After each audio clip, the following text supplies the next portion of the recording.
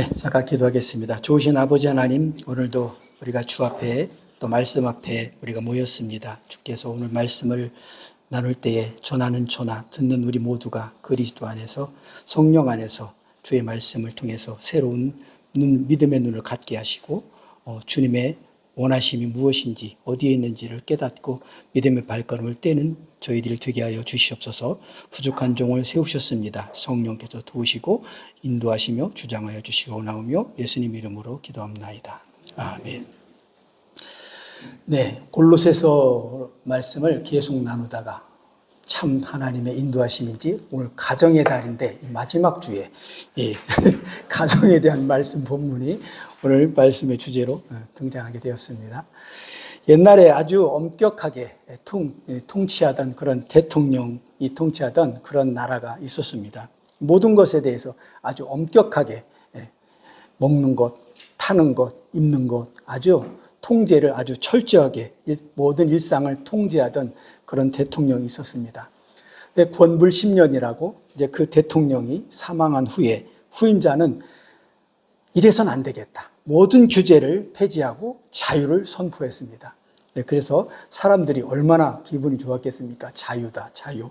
그래서 사람들이 이 찾은 자유를 만끽하기 위해서 젊은 두 사람이 한 사람은 동편에서 한 사람은 서편에서 자동차를 몰고 질주하기 시작했어요. 달려보자. 무조건 달리다가 광장 중간쯤 가서 둘이 똑바로 달렸으니까 사고 날 거는 사고밖에 없겠죠.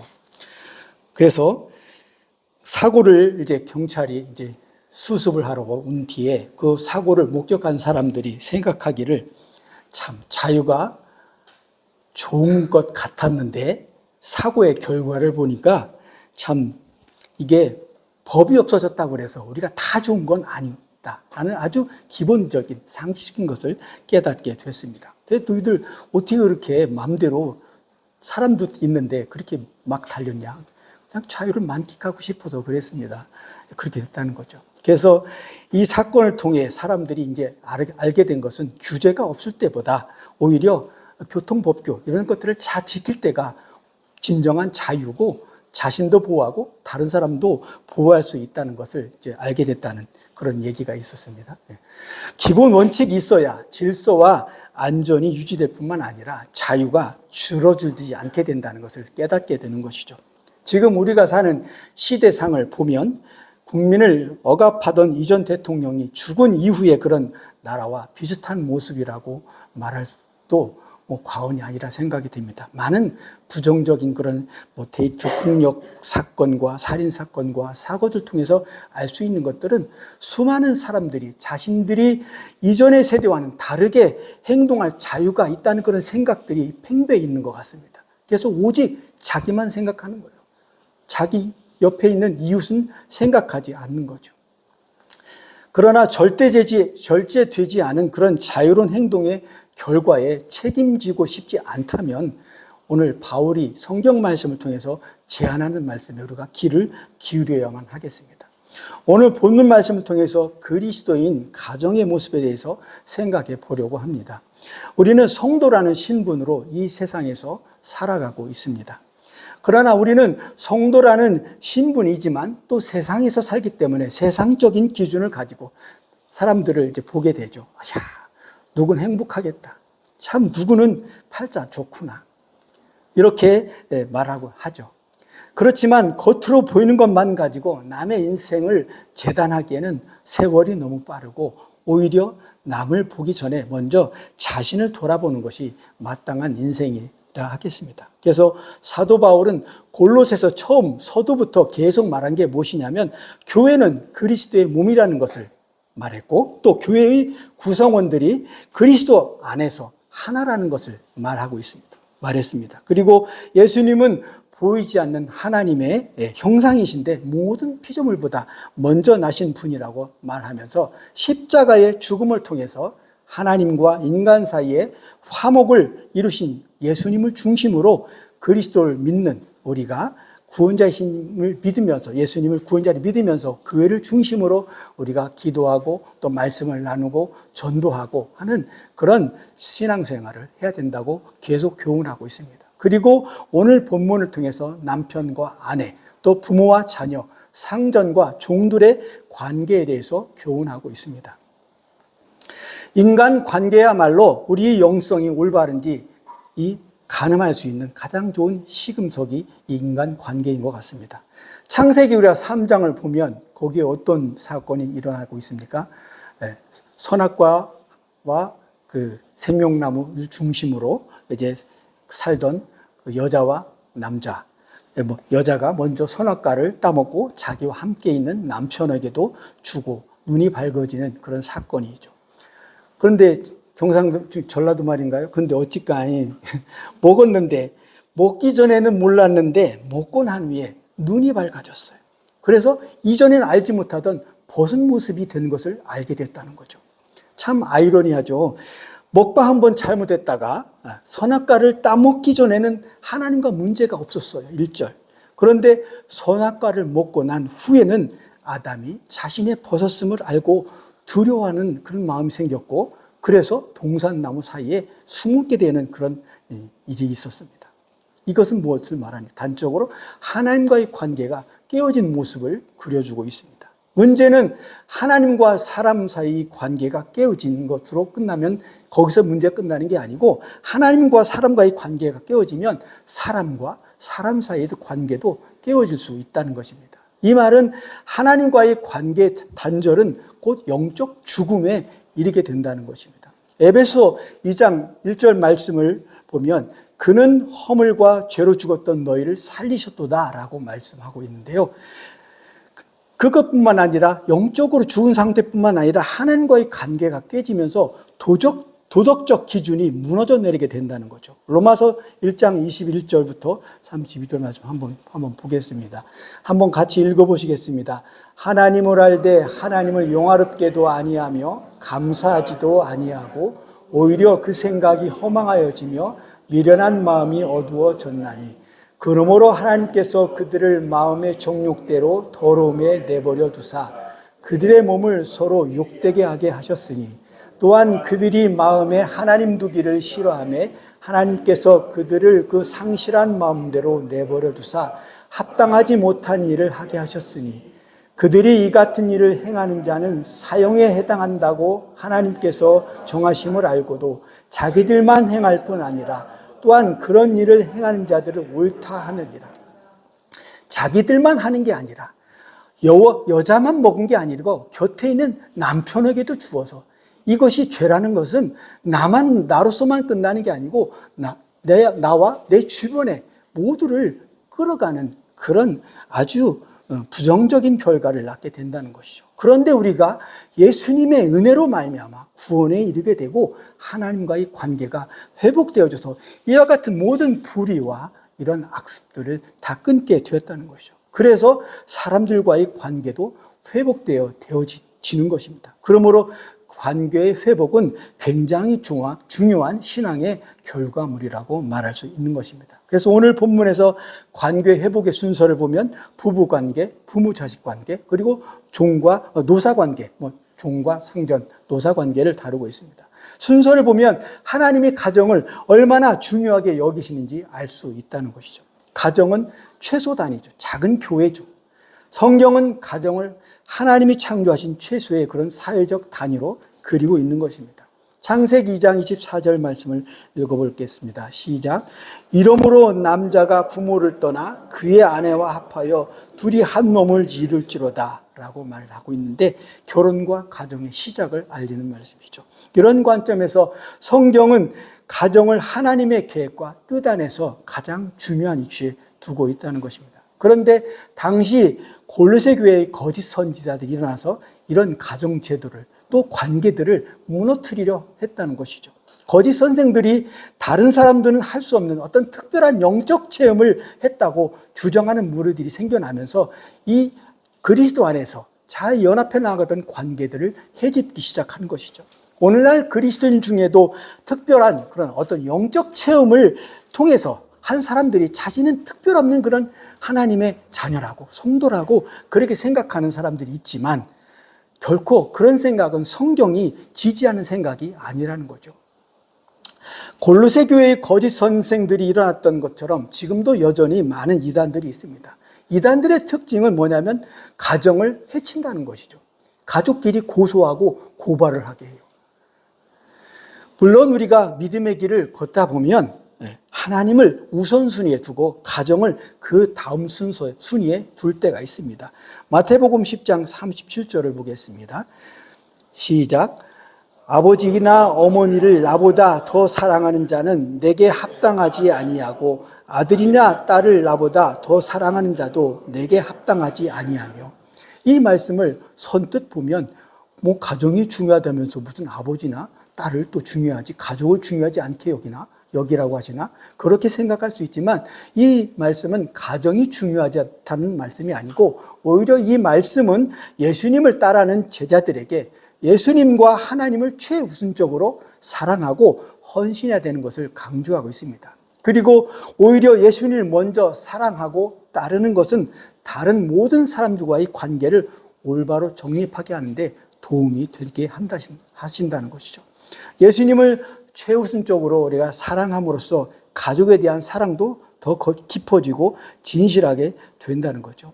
예수님의 가르침은 하나님의 사랑을 중심에 두는 삶을 통해서 다른 모든 관계가 올바르게 자리 잡게 그렇게 하신다는 것입니다. 로마서 16장 3절 4절 말씀을 보면 한번 읽어보실까요? 시작.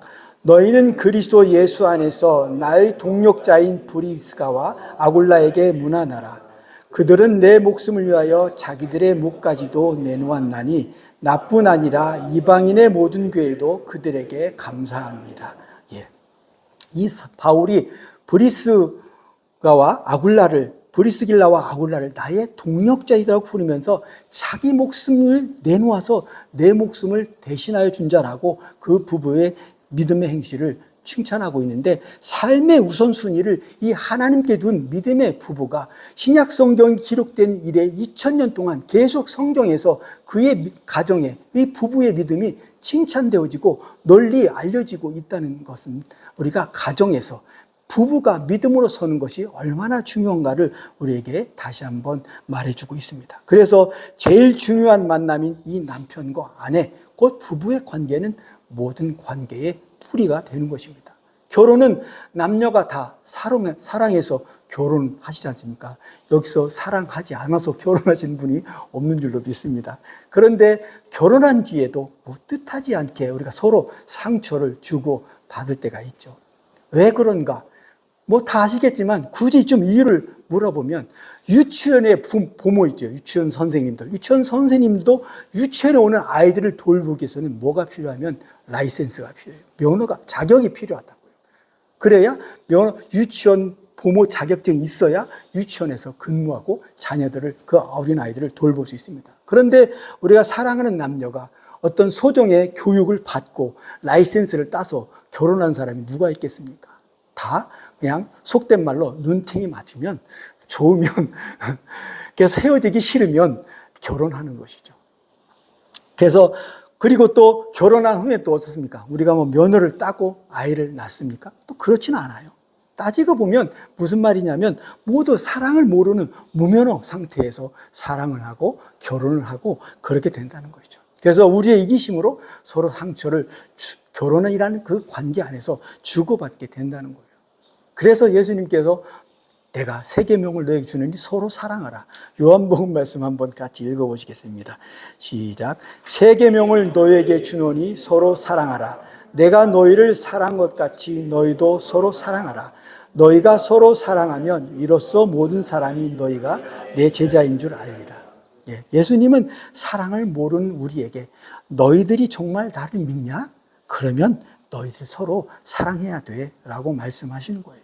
너희들이 서로 사랑하는 것으로서 사람들이 너희가 내 제자인 줄을 알게 된다는 거예요. 그만큼 우리가 사랑을 하는 것들이, 그래서 저도 예수 믿을 때, 처음 예수 믿을 때 예수님을 알고 믿었나요? 아니죠. 대부분 다 그랬을 겁니다. 교회 안에 들어가서 관계를 맺으면서 아우, 저 집사님 보니까 참 믿음이 좋으시네.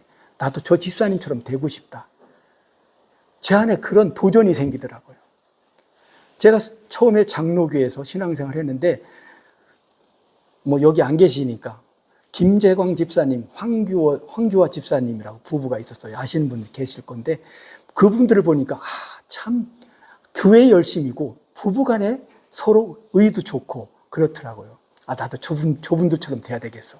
그런데 처음엔 우리가 교회 안에서 사람이 목표가 되지만 이것이 점점 그리스도로 가게 되는 거예요.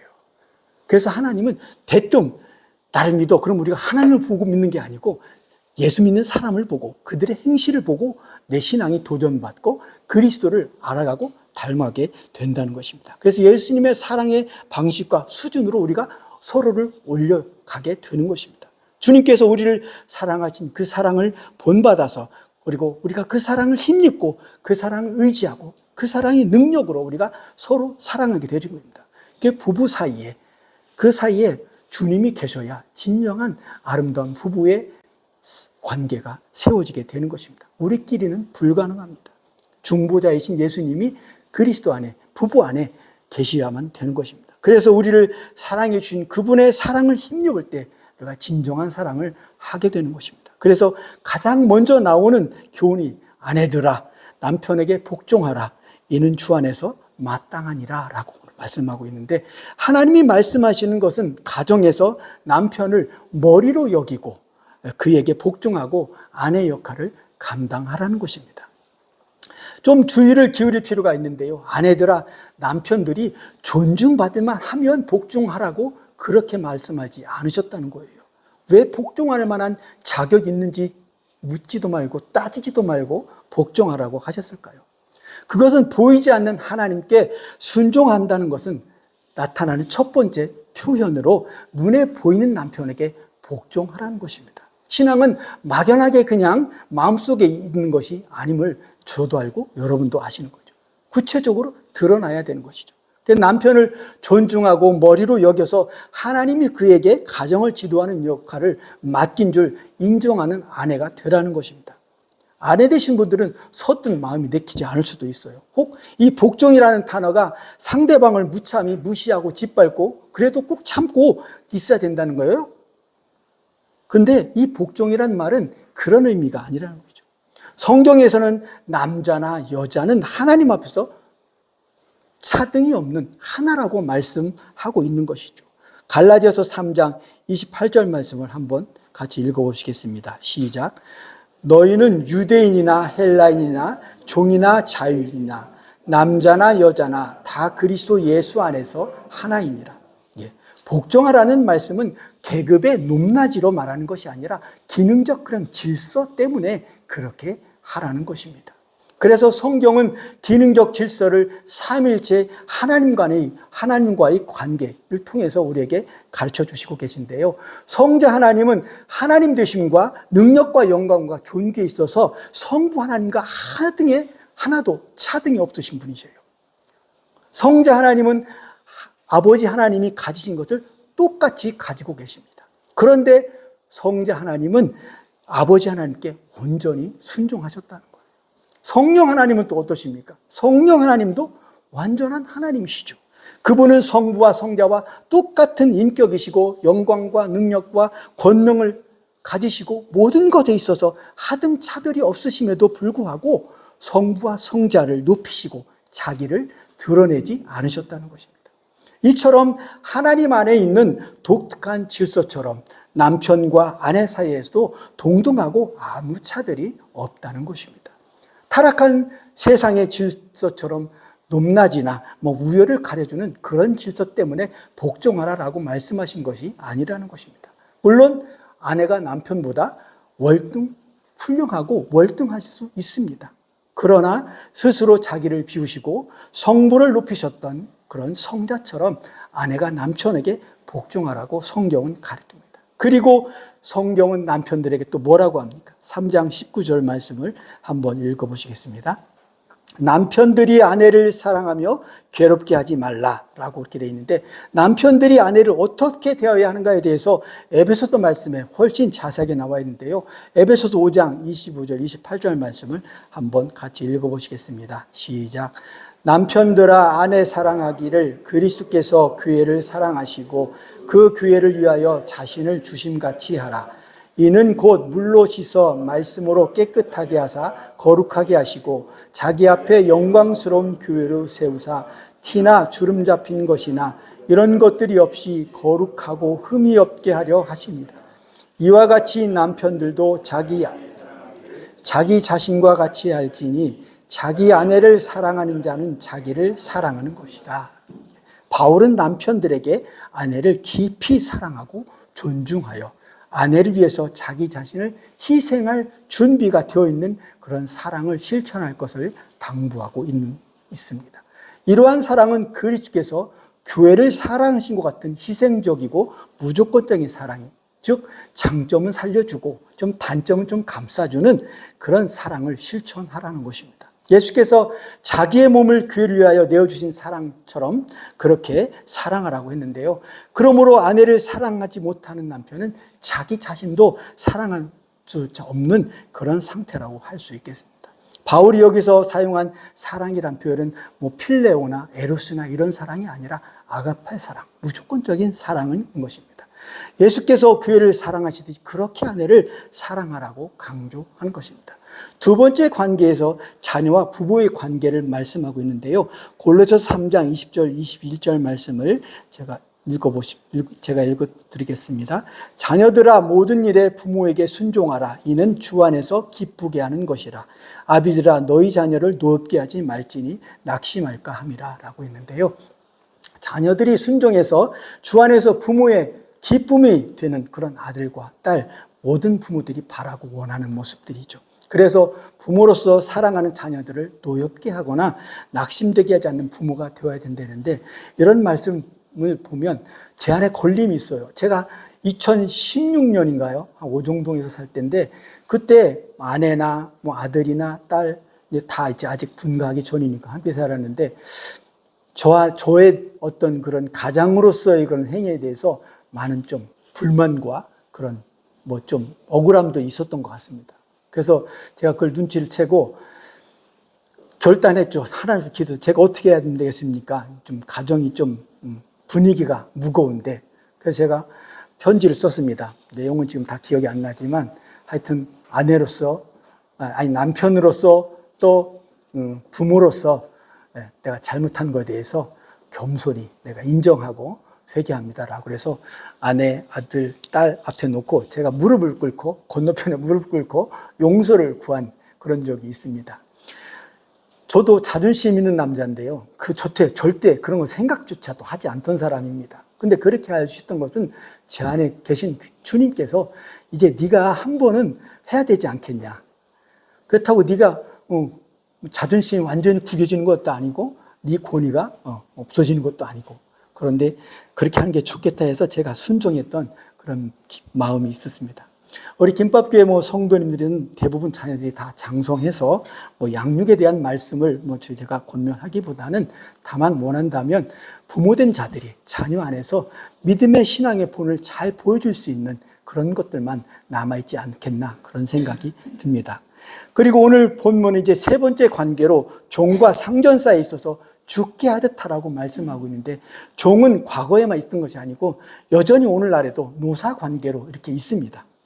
고용주와 피고용인 사이의 관계는 예전이나 오늘날이나 이렇게 정서적으로나 좀 제도적으로 복잡한 그런 관계의 내용들이 좀 얽혀 있습니다. 오늘 본문에서 바울이 강조하는 내용은 뭐냐면, 상전은 종들에게 의와 공평으로 대하라는 그런 말씀을 하고 있습니다. 신분으로는 종이고 노예이지만 함부로 대하지 말라는 것이죠. 위협하지도 말라고 말하고 있습니다.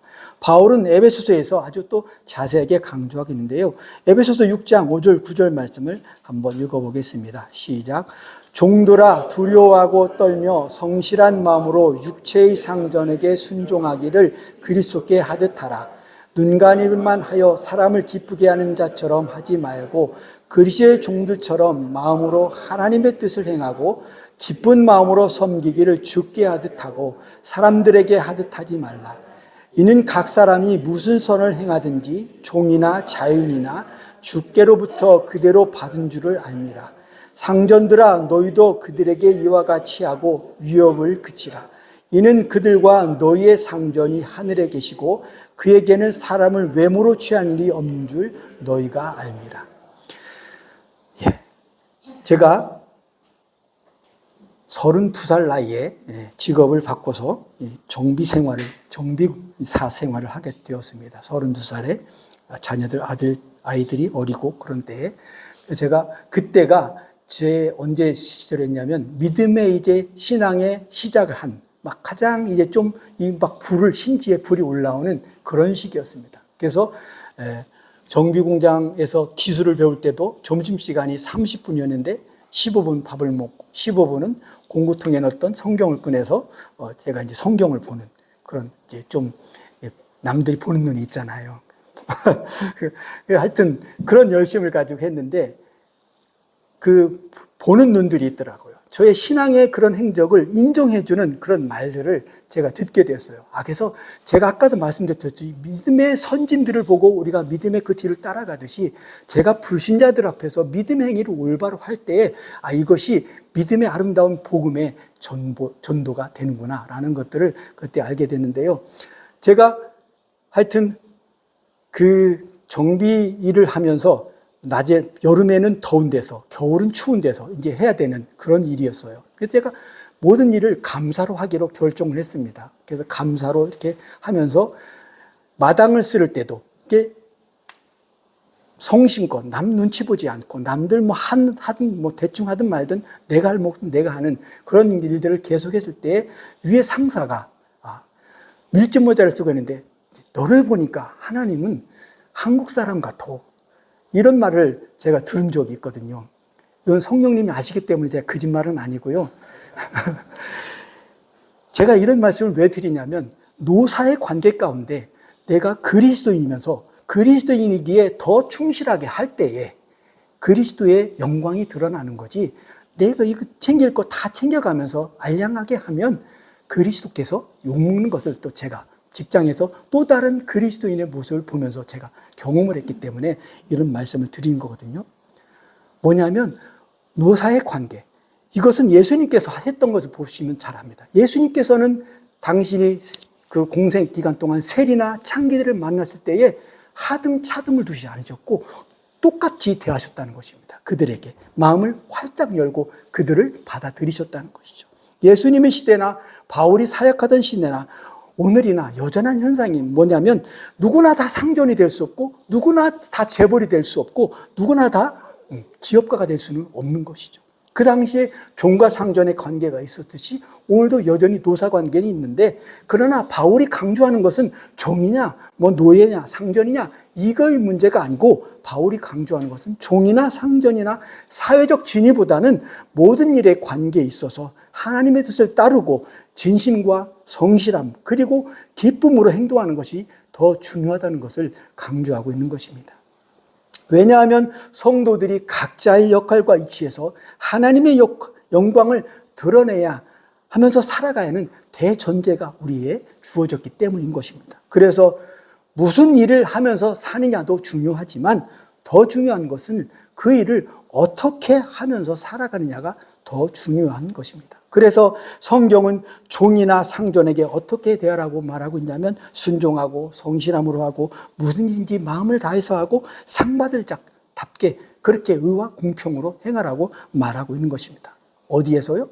고람되오 하나님 앞에서 그렇게 하라는 것입니다. 우리가 먹든지 마든지 무엇을 하든지 다 하나님의 영광을 위해서 하라고 우리가 배웠지 않습니까? 그 영광을 행하려면 행하는 위치는 어디입니까? 항상 우리 위치는 하나님 앞이라는 것입니다. 우리가 놀을 때도 마찬가지고 잠잘 때도 마찬가지고 하나님 앞에서 하는 것이죠. 에베소서 6장 9절 말씀을 한 번 더 읽어보겠습니다. 너희의 상전이 하늘에 계시고 첫 절만 제가 읽었습니다. 너희의 상전이 하늘에 계시고, 이 말씀은 하늘에 계신 하나님 아버지 앞에서 이 세상의 지위나 권력과 힘이 아무리 대단하다고 해도 하나님 앞에서는 종이나 상전이 따로 없다는 것입니다. 그래서 언제나 하나님 앞에 서서 모두 겸손으로 허리를 동여야 된다는 것입니다. 오늘 말씀은 오직 주를 두려워하여 성실한 마음으로 행해야 된다는 것입니다. 사람에게 하듯 하지 말고 무슨 일을 하든지 죽게 하듯 하라는 말씀입니다. 그렇게 하는 것이 아내이든 남편이든 종이든 상전이든 자녀이든 뭐 부모든 모든 관계를 주 안에서 바른 신앙으로 세우는 태도이고, 우리의 일상은 매사에 주님 인정하는 그런 삶의 영성으로 채워지는 그런 태도라는 것입니다. 기도하겠습니다. 하나님 아버지, 오늘 말씀을 통해 우리의 가정이 주님 안에서 사랑과 존중으로 가득 차게 하여 주시옵소서. 만물을 다스리시는 주님, 우리를 날마다 새롭게 하셔서 당신과의 관계가 다른 모든 관계에 큰 영향을 끼치게 하여 주시옵소서. 감사드리며 예수님 이름으로 기도합나이다. 아멘.